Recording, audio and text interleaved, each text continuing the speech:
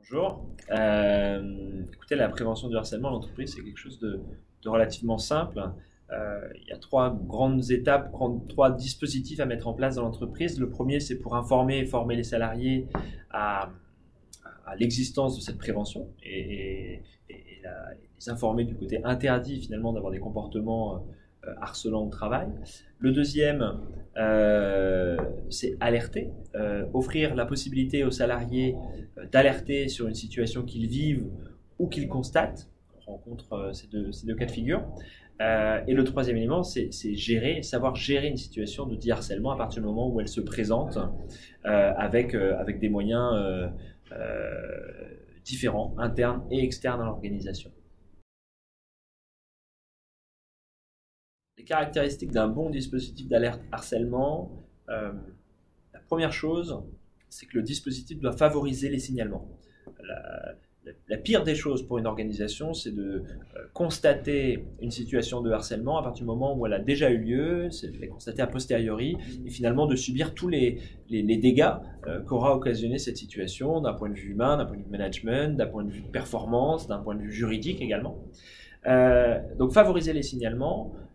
Pour cela, la Calice Social justement intervient et les psychologues de Calice Social interviennent, récoltent ces signalements et vont travailler avec le salarié à gérer déjà leur souffrance, parce qu'il y a souvent une situation de souffrance derrière un signalement, vont dans un second temps objectiver la situation et ressortir finalement du vécu du salarié les éléments objectifs qui permettent de caractériser une situation de harcèlement pour ne remonter qu'aux instances de l'organisation, de l'entreprise, que les cas objectifs de harcèlement. Il s'avère que quand on favorise le signalement, beaucoup de signalements ne sont pas des situations de harcèlement et le psychologue justement a ce deuxième rôle à jouer qui consiste à accompagner ces personnes par rapport aux difficultés qu'ils rencontrent et justement de permettre aux instances de l'entreprise de ne gérer que des cas de harcèlement et de se focaliser sur leur rôle dans l'organisation.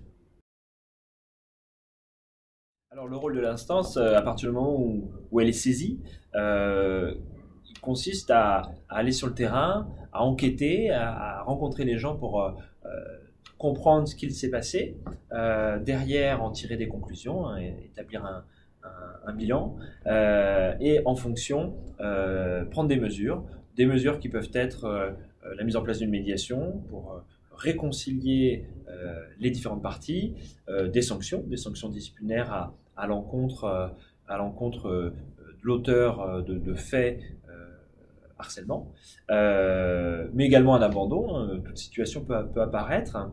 Et pour réaliser cette mission, l'instance peut le faire elle-même, le déléguer à des acteurs au sein de l'organisation. Les partenaires sociaux, par exemple, peuvent être alliés à cette démarche. Et généralement, le CHSCT suit les cas de harcèlement, ou alors de s'appuyer sur des équipes pluridisciplinaires externes, des psychologues qui vont réaliser ces travaux d'enquête, mais également les avocats qui ont un regard tout particulier sur ce genre de situation et peuvent être d'une bonne aide aux entreprises et à ces instances.